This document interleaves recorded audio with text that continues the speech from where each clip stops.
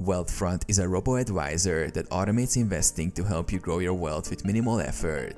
Here's how to use Wealthfront.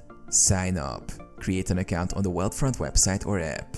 Provide personal information, including financial goals, risk tolerance, and investment preferences. Complete risk assessment. Fill out a questionnaire to assess your risk tolerance and investment goals.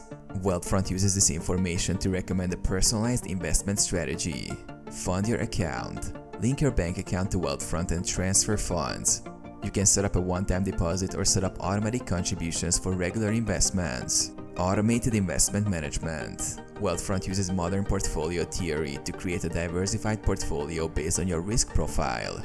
Your funds are allocated across various asset classes, such as stocks, bonds, and real estate. Tax loss harvesting. Wealthfront offers tax loss harvesting to minimize your tax liability by offsetting gains with losses. This is automatically managed by the platform. Monitor and adjust. Check your portfolio's performance through the app or website. Wealthfront automatically rebalances your investments to maintain your desired asset allocation. Financial planning tools. Use additional tools offered by Wealthfront, such as financial planning and retirement calculators, to help manage your overall financial strategy.